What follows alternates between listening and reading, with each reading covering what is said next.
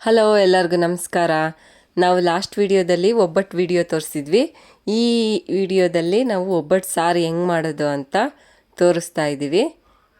ಇದಂತೂ ಈ ಥರ ಮಾಡಿದ್ರೆ ತುಂಬ ಚೆನ್ನಾಗಿರುತ್ತೆ ಒಬ್ಬಟ್ಟು ಸಾಂಬಾರು. ನೀವು ಒಂದು ಸಾರಿ ಟ್ರೈ ಮಾಡಿ ನೋಡಿ.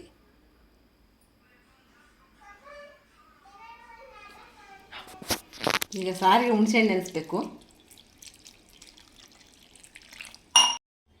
ಈಗ ಒಬ್ಬಟ್ಟೆಲ್ಲ ರೆಡಿಯಾಗಿ ಆಗಿದ್ಮೇಲೆ ಈಗ ಸಾರಿಗೆ ರೆಡಿ ಮಾಡ್ಕೋಬೇಕು.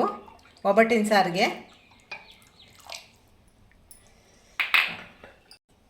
ಅದಕ್ಕೆ ಬೇಕಾಗಿರೋಂತಹ ಒಬ್ಬಟ್ಟಿನ ಸಾರಿಗೆ ಬೇಕಾಗಿರೋಂತಹ ಪುಡಿ ಮಾಡ್ಕೋಬೇಕು. ಅದಕ್ಕೆ ಬ್ಯಾಡಗಿ ಮೆಣಸಿನ್ಕಾಯಿ ತೊಗೊಂಡಿದ್ದೀನಿ, ಒಂದು 12. ಧನಿಯಾ ತೊಗೊಂಡಿದ್ದೀನಿ ಒಂದು 2-3 ಸ್ಪೂನು. ನಾನು ಸಾರು ಜಾಸ್ತಿ ಮಾಡಿರೋದ್ರಿಂದ ಸ್ವಲ್ಪ ಜಾಸ್ತಿ ತೊಗೊಂಡಿದ್ದೀನಿ. ಜೀರಿಗೆ ಒಂದು 4 ಸ್ಪೂನ್ ಜೀರಿಗೆ, ಸ್ವಲ್ಪ ಮೆಂತ್ಯ, ಉದ್ದಿನಬೇಳೆ, ಸ್ವಲ್ಪ ಮೆಣಸು ಜಾಸ್ತಿ ತಗೊಳೋದು ಬೇಡ, ಒಣಕಾರ ಆಗುತ್ತೆ. ಮತ್ತು ನಾವೇನು ಮನೇಲಿ ಮಾಡ್ಕೊಂಡಿರೋಂತಹ ಈ ಸಾಂಬಾರು ಪೌಡ್ರ್ ತೊಗೊಂಡಿದ್ದೀನಿ. ಬೇಕಾದರೆ ಸಾಂಬಾರು ಪೌಡ್ರ್ ಇಲ್ಲ ಅಂದರೆ ಕಡಲೆಬೇಳೆ, ಉದ್ದಿನಬೇಳೆ ಅದಕ್ಕೇನು ನಾವು ಪೌಡ್ರಿಗೆ ಹಾಕೊಂತೀವೋ ಎಲ್ಲ ಹಾಕೊಂಡು ಹುರ್ಕೊಂಡು ಈ ಪುಡಿ ಅವಶ್ಯಕತೆ ಏನು ಇರೋಲ್ಲ. ನಾನು ಇಷ್ಟು ತೊಗೊಂಡಿರೋದ್ರಿಂದ ಪುಡಿ ಬೇಕಾಗಿದೆ, ಅದಕ್ಕೆ ಇದು ತೊಗೊಂಡಿದ್ದೀನಿ. ಮತ್ತು ಕರಿಬೇವು, ಹಸಿ ಕರಿಬೇವು, ಕೊಬ್ಬರಿ ಇಷ್ಟನ್ನು ಸಹ ಹುರ್ಕೋಬೇಕು. ಹುರ್ಕೊಂಡು ಪುಡಿ ಮಾಡ್ಕೋಬೇಕು. ಮೆಣಸಿನ್ಕಾಯಿನ ಗರಿಗರಿಯಾಗಿ ಹುರ್ಕೋಬೇಕು.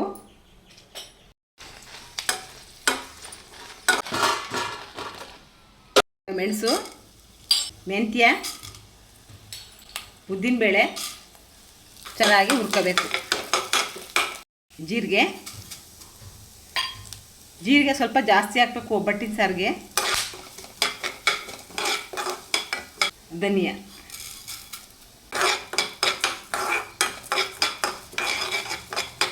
ಕರಿಬೇವು. ಈಗ ಆಗಿದೆ ಪೌಡ್ರು, ಹಾರ್ಕೊಳಕ್ಕೆ ಬಿಡೋಣ.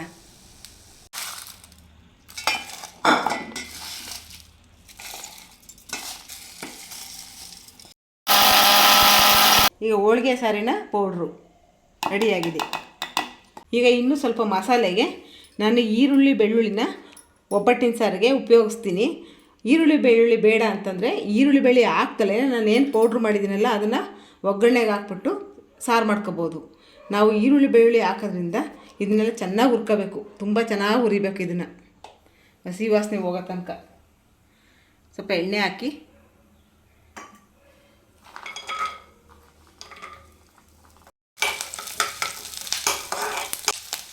ಈಗ ಈರುಳ್ಳಿ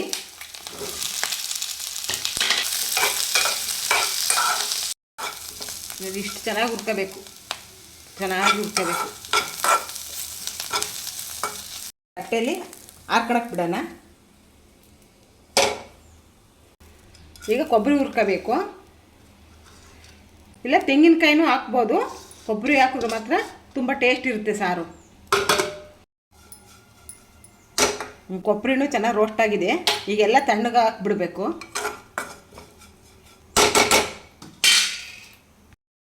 ಈಗ ಮಸಾಲೆ ಎಲ್ಲ ತಣ್ಣಗಾಗೋ ಅಷ್ಟೊತ್ತಿಗೆ ಒಂದು ಹುಳಿ ಮಾಡ್ಕೊಳ್ಳೋಣ. ಸ್ವಲ್ಪ ತೊಳ್ಕೋಬೇಕು.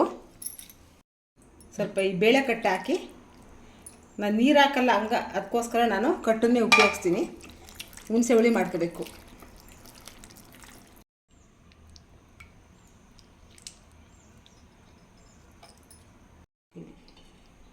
ಈಗ ಈರುಳ್ಳಿ ಬೆಳ್ಳುಳ್ಳಿ ಜೊತೆಗೆ ಈ ಕೊಬ್ಬರಿನೂ ಇದಕ್ಕೆ ಹಾಕಬೇಕು. ನಾವು ಹೂರ್ಣದ್ದೇನು ಬೇಳೆ ಹೂರ್ಣದ್ದು ತಕ್ಕೊಂಡಿದ್ವಲ್ಲ ಅದನ್ನು ಇದಕ್ಕೆ ಹಾಕ್ತಾಯಿದ್ದೀನಿ. ಇಷ್ಟನ್ನು ಸೇರಿಸಿ ಚೆನ್ನಾಗಿ ನುಣ್ಣು ರುಬ್ಕೋಬೇಕು. ಸ್ವಲ್ಪ ಕೊತ್ತಂಬರಿ ಸೊಪ್ಪು ಹಾಕ್ತೀನಿ. ಕೊತ್ತಂಬರಿ ಸೊಪ್ಪು ಬೇಕಾದ್ರೆ ಹಾಕ್ಬೋದು, ಇಲ್ಲಾಂದರೆ ಇದನ್ನು ಸ್ಕಿಪ್ ಮಾಡ್ಬೋದು. ನಾನು ಸ್ವಲ್ಪ ಹಾಕ್ತಾಯಿದ್ದೀನಿ. ಈಗೆಲ್ಲ ತಣ್ಣಗಾಗಿದೆ ಈ ಮಸಾಲೆ. ಈರುಳ್ಳಿ ಬೆಳ್ಳುಳ್ಳಿ ಮತ್ತು ಹುರಿದಿರೋಂತಹ ಕೊಬ್ಬರಿನ ಇದಕ್ಕೆ ಹಾಕಿ, ಮತ್ತು ಹೂರ್ಣ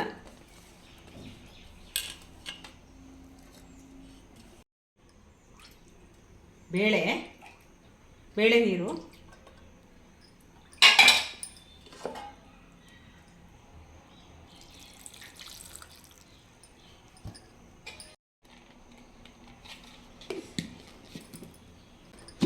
ಈಗ ಚೆನ್ನಾಗಿ ನುಣ್ಣಗೆ ರುಬ್ಬಾಗಿದೆ. ಇಷ್ಟು ನುಣ್ಣು ರುಬ್ಬಬೇಕು.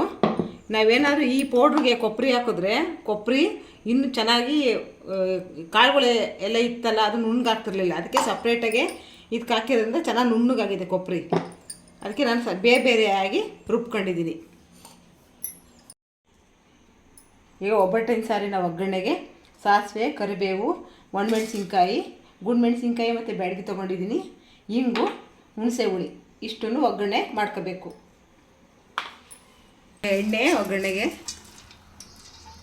ಎಣ್ಣೆ ಕಾದ ತಕ್ಷಣ ಸಾಸಿವೆ,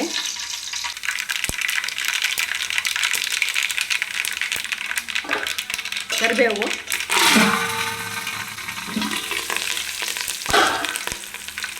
ಒಣಮೆಣಸಿನ್ಕಾಯಿ ಸ್ವಲ್ಪ ಚೆನ್ನಾಗಾಗಲಿ. ಈಗ ಹುಣಸೆ ಹುಳಿ, ಇದಕ್ಕೆ ಹುಣಸೆ ಹುಳಿ ಹಾಕ್ಬೇಕು ಒಗ್ಗರಣೆಗೆ.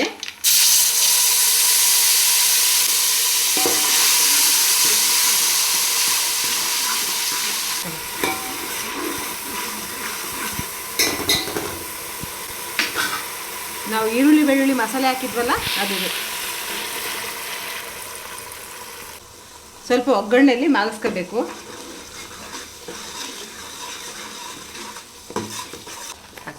ಈಗ ಒಂದು ಕುದಿ ಬಂದ ತಕ್ಷಣ ಈಗ ಹಾಕಬೇಕು ಬೇಳೆ.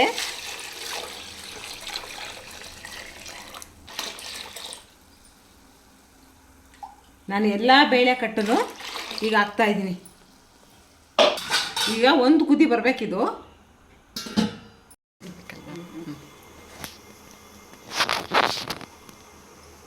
ನಾವೇನು ಪೌಡ್ರ್ ಮಾಡ್ಕೊಂಡಿದ್ದೀವಲ್ಲ ಒಬ್ಬಟ್ಟಿನ ಸಾರಿನ ಪೌಡ್ರು ಈಗ ಹಾಕಬೇಕು. ಒಗ್ಗರಣೆಗೆ ಇದನ್ನು ಹಾಕಿದ್ರೆ ಮೊದಲೆಲ್ಲ ಹುರಿದಿರೋ ಅಂಥ ಪೌಡ್ರು ಅಷ್ಟು ಚೆನ್ನಾಗಾಗಲ್ಲ. ಅದಕ್ಕೆ ಈಗ ನಾನು ಒಂದು ಕುದಿ ಬಂದಮೇಲೆ ನಾನು ಈ ಪೌಡ್ರನ್ನ ಹಾಕ್ತೀನಿ. ಸ್ವಲ್ಪ ಮನೆಯಲ್ಲೇ ಮಾಡ್ಕೊಂಡಿರೋಂಥ ಸಾಂಬಾರು ಪೌಡ್ರ್ ಹಾಕ್ತೀನಿ. ಇದಕ್ಕೆ ಅರಿಶಿನ ಎಲ್ಲ ಹಾಕಿರೋದ್ರಿಂದ ನಾನು ಅದಕ್ಕೆ ಇದನ್ನು ಮನೆಯಲ್ಲೇ ಸ್ವಲ್ಪ ಸಾಂಬಾರು ಪೌಡ್ರನ್ನ ಉಪಯೋಗಿಸ್ತೀನಿ. ಈಗ ಹಸಿ ಕರಿಬೇವಿನ ಸೊಪ್ಪು ಕಡ್ಡಿ ಸಮೇತ ಹಾಕಬೇಕು. ರುಚಿಗೆ ತಕ್ಕಷ್ಟು ಉಪ್ಪು.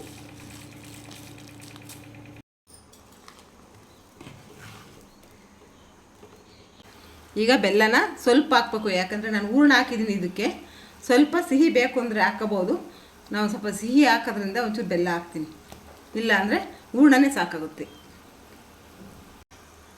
ಇಷ್ಟು ಚೆನ್ನಾಗಿ ಒಬ್ಬಟ್ಟಿನ ಸಾರು ಕುದಿಬೇಕು, ಆ ನೊರೆ ಎಲ್ಲ ಹೋಗಂಗೆ.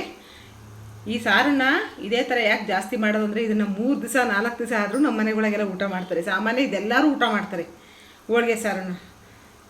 ಇದನ್ನು ಕುದಿ ಬಂದಂಗೆ ಸಾಂಬಾರು ಊಟ ಮಾಡ್ತಾಯಿದ್ರೆ ಸ್ವಲ್ಪ ಬೆಣ್ಣೆ ಹಾಕ್ಕೊಂಡು ಅನ್ನಕ್ಕೆ, ಸಾರಿಗೆ, ಈ ಯಾವ ಥರ ಆಗಲಿ ಇಡ್ಲಿಗೆ ಭಾಳ ಚೆನ್ನಾಗಿರುತ್ತೆ. ಇದು ಕುದಿ ಬಂದಂಗೆ 2 ದಿವಸ ಆದಮೇಲೆ ಸಾರು ತುಂಬ ಚೆನ್ನಾಗಾಗುತ್ತೆ. ಇದು